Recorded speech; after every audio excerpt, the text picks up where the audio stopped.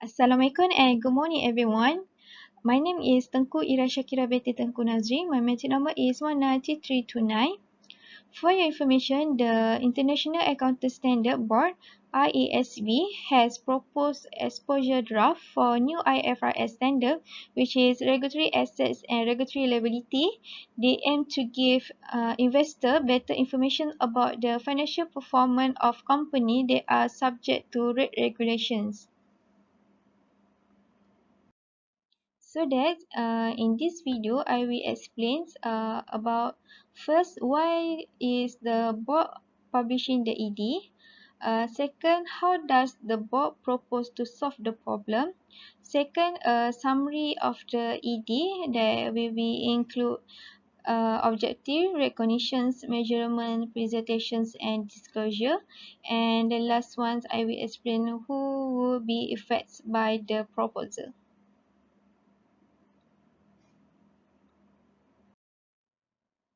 Okay, let's go to the first. Why is the board publishing the ED? For your information, rate regulations can significantly affect the amount and timing of an entity revenue, profit and cash flow by how much compensation an entity is entitled to charge customer, which is total allowance compensation for good or service supplied in a period, and also when the entity can include the compensation in the regulated rate charge. In some cases, a difference in timing arises when the regulatory agreement implementing rate regulations specify that part of the total allowance compensation for a good or service supply in a period is included in determining the regulated rate for good or service supply in a different period, which is past or future. The second topic, how does the board propose to solve the problem? So, the EDA proposed that an entity should provide information about regulatory income, regulatory expense, regulatory assets, and also regulatory liability. The ED proposed, among other things, to recognize the right and obligation that may occur as a result of timing differences.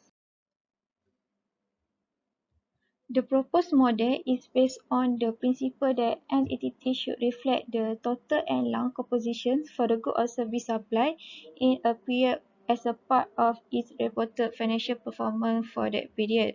Therefore, to implement that principle, an entity should recognize regulatory assets and regulatory liability in its statement of financial position.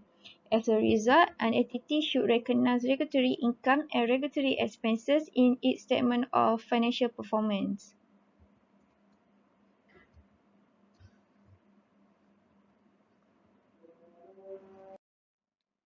Next, I will explain about a summary of the ED.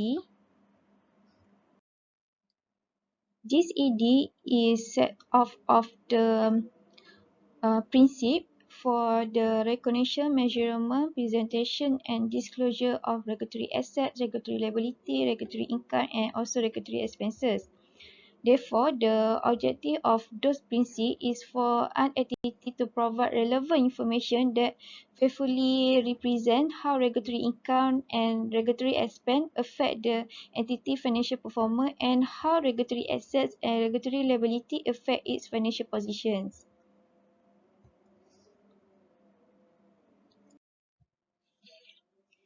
Okay, before I go any further, first we need to know what is the regulatory assets and regulatory liability. The ED defines regulatory assets as an enforceable present right created by regulatory agreement to add an amount in determining a regulated rate to be charged to customer in future period because part of the total allowance composition for the good or service already supplied it will be included in the revenue in the future. While regulatory liability, the ED defines as enforceable present obligation created by regulatory agreement also to deduct an amount in determining a regulated rate to be charged to customer in future period because because its revenue already recognized include an amount that will be provide part of the total allowance composition for the good or service to be supplied in the future. This is explanations about regulatory assets.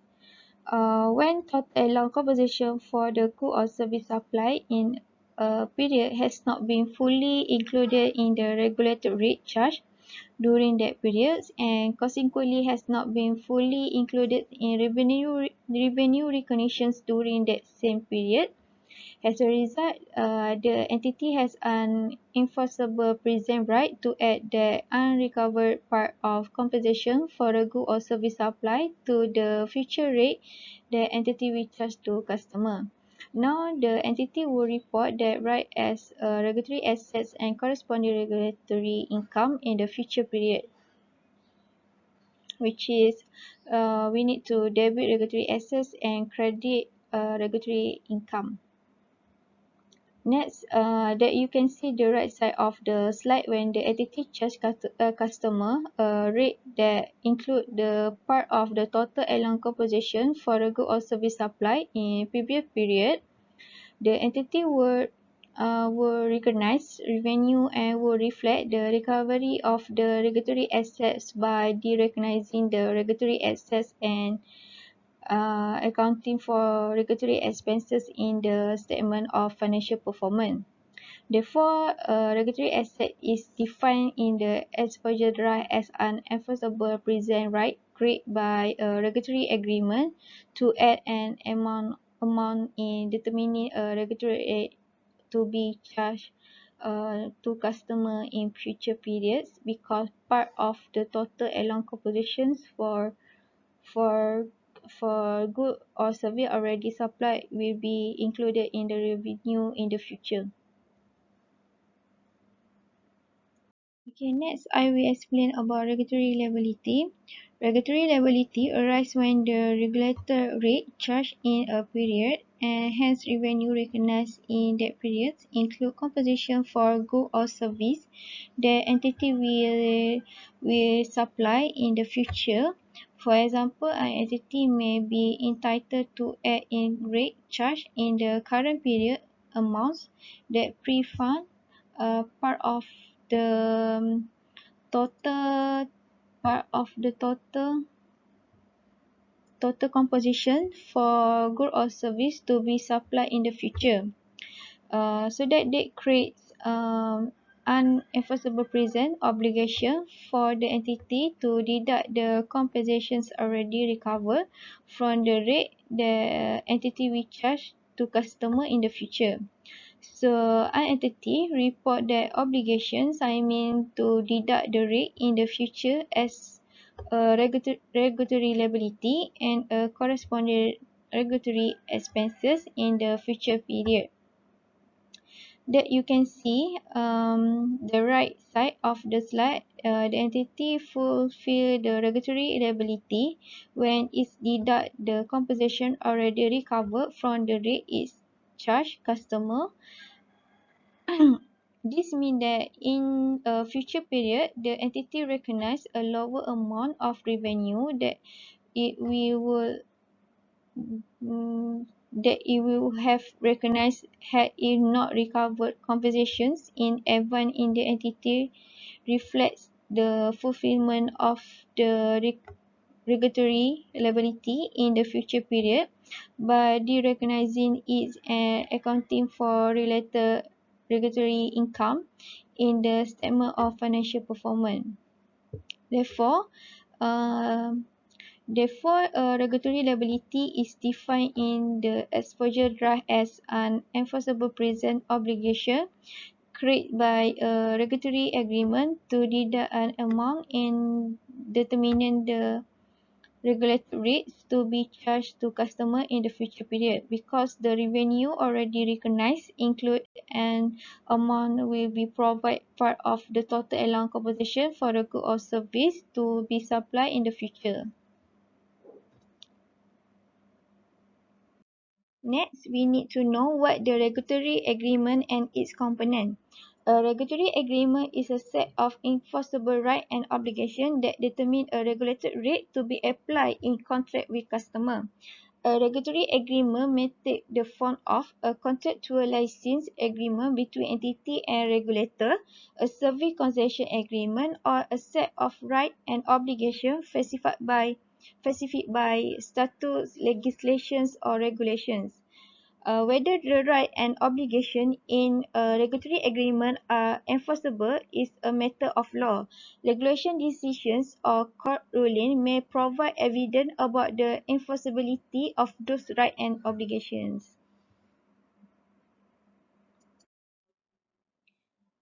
Okay, in the regulatory agreement, they have regulated rate, total allowed compositions, and revenue.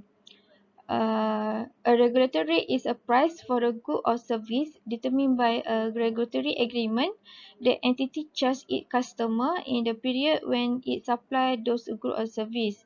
And then for the total allowed compensations, for the good or service supply is the full amount of compensation for those good or service that an entity charged to customer through the regulated rate in either the period when the entity supply or a different period. And then the EDs also set out of how an entity would determine whether the component of total allowed compensations include in determining the regulatory rates charged to customer in period, and hence include the revenue recognized in period that related to the good or service supply in the same period or in the different period. Therefore, total allowed compensation consists three components which affect the profit or loss. First, allowable expenses less income. Second, target profits. And the last one, irregulatory interest income or expenses.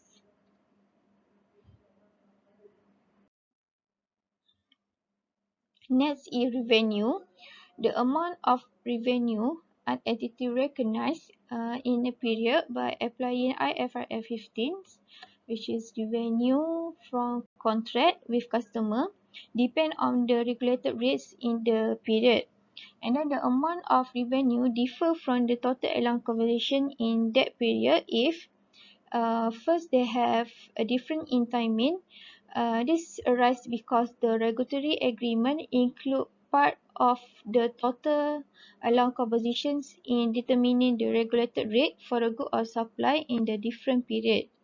Or second, the entity supply good or service in one period but recognize part or all of the resulting revenue in the future period.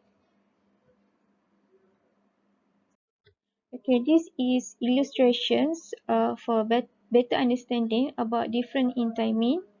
So let's assume the entity regulated rate for a good or service supplied in 2001 was based on estimated input cost of 100, but by the end of the year, the entity recognized actual input cost of 120. And also assume the regulatory agreement gives the entity the right to add the resulting under recovery of 20 of those input costs in determining the regulated rate for a good or service to supply in 2002.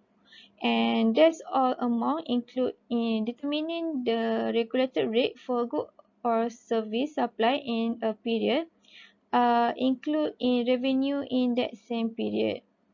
Thus, the entity revenue for 2001 include compensations of 100 for the estimated input cost, where the total allowed compensation for the good or service supply in 2001 include compensations of 120 for the actual input cost. And then the compensation for the under recovery of input cost of 20 in 2001 will be charged to customer through the regulated rate for a good or service to be supplied in 2002, and hence will be include the in revenue in 2002. And then that conversation of 20 is a part of the total allowed conversation for the good or service supply in 2001, not for those supplied in 2002. Okay, next, other difference relating to revenue recognitions. In some instances, an entity supply good or service to customer, but it's required not to recognize part of or all of the resulting revenue until a future period. That's happened when, for example, the entity does not yet account for a contract within the scope of IFRS 15 because the criteria or right and obligations of that standard are not yet met, or that's happened when estimates of variable considerations are constrained until related uncertainty is resolved. Therefore, when that's happened, the following consequences might be arise. First, the total allowed compensation for a good or service already supplied has been fully charged through the regulated rates for those goods or service. But a part of the total allowed compensation will not be reflected in revenue until a future period. In that case, because of the entity has not right to add that part in determining a future regulated rates, the definitions of regulatory asset is not met. And then second consequences may arise. An amount has been included in determining the regulated rate for good or service already supplied, but the amount is not included in revenue already recognized. In that case, because the amount is not included in revenue already recognized, the definitions of a regulatory liability is not met.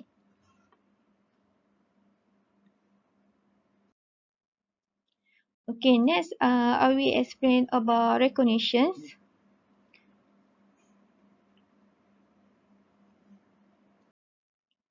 In this ED, the model will require an entity to recognize all regulatory assets and all regulatory liability that meet the definitions of regulatory assets or liability, and then the corresponding regulatory income and regulatory expenses.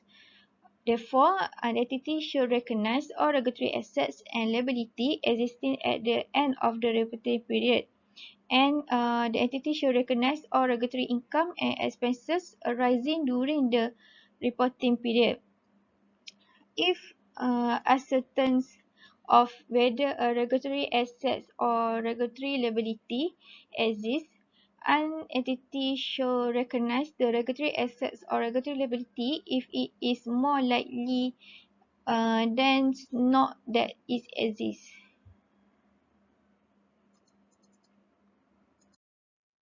Next, I will explain about measurement.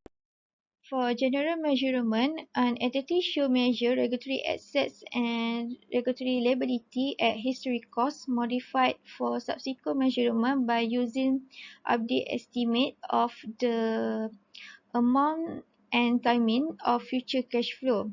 When applying this, an entity should use a cash flow based measurement technique that include first estimating future cash flow arising from regulatory assets and regulatory liability, and then discounting the estimate future cash flow to their present value.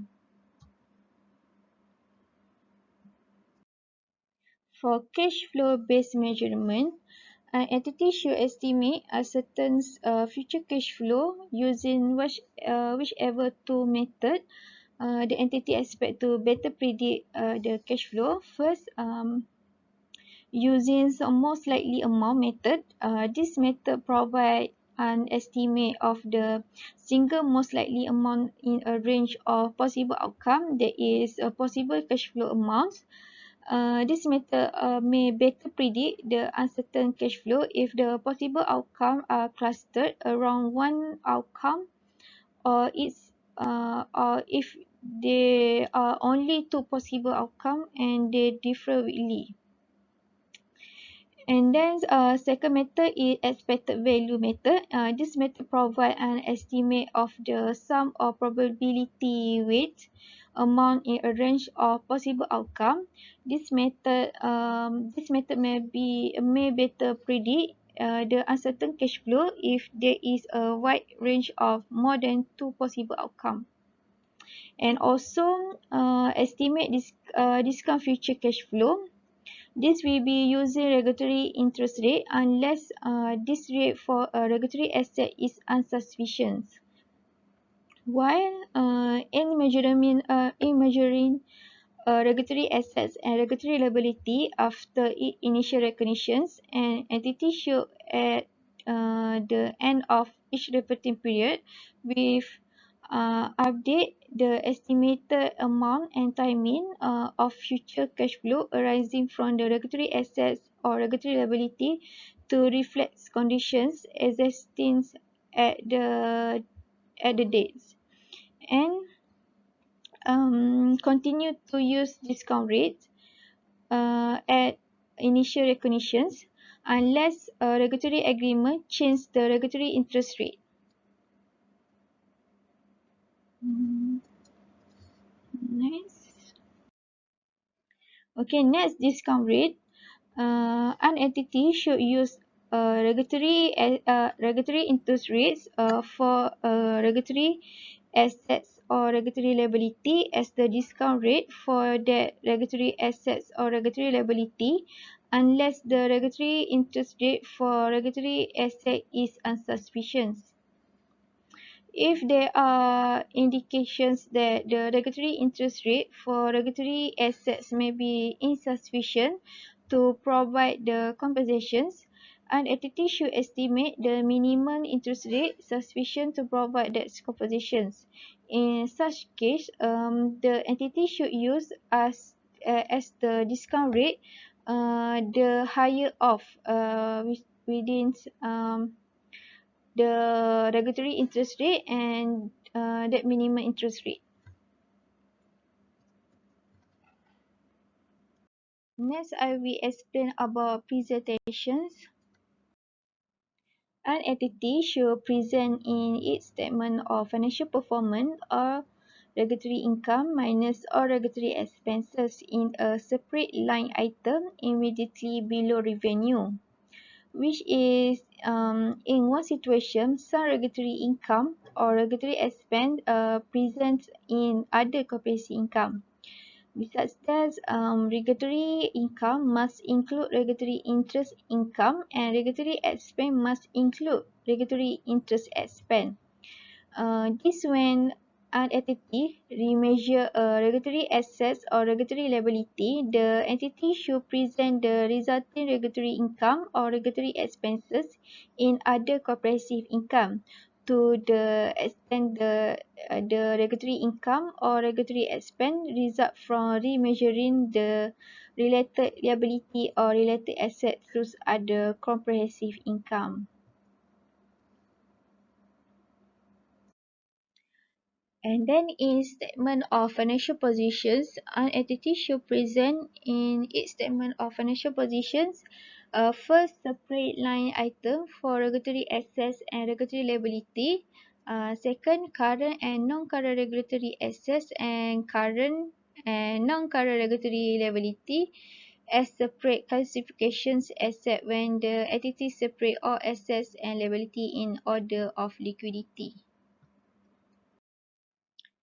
So this is illustration for the entity which should present in its statement of financial performance and positions. In year 1, the entity will report regulatory income of 20 in year 1 to reflect composition for goods supplied in year 1. And And also the entity will record regulatory assets of 20 in year 1 to reflect right to increase regulated rate in year 2. And in year 2, the entity will report regulatory expenses of 20 to reflect the fact that rate charged in year 2 for good of year 1 and no regulatory assets in year 2 because rate increase to recover under recover of 20 of the year 1.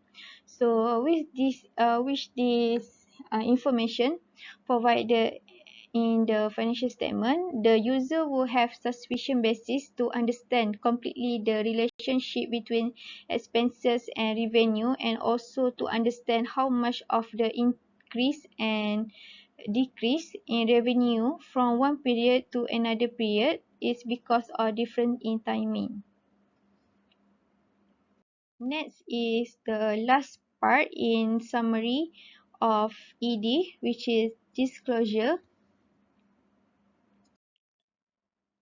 The overall disclosure objective is for an entity to disclose information about regulatory income, regulatory expenses, regulatory assets, and regulatory liability to provide user with a basis for understanding of to provide insight into the entity prospects for future cash flow and to provide insight into how regulatory assets and regulatory liability will affect the amount, timing, and uncertainty of the entity future cash flow. The last topic in this video, who will be affected by the proposal?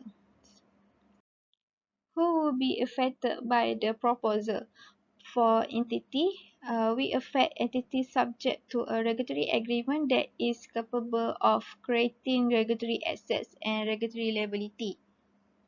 And for the user, this proposal provides a clear and more complete picture of the relationship between the entity revenue and expenses in the financial statements.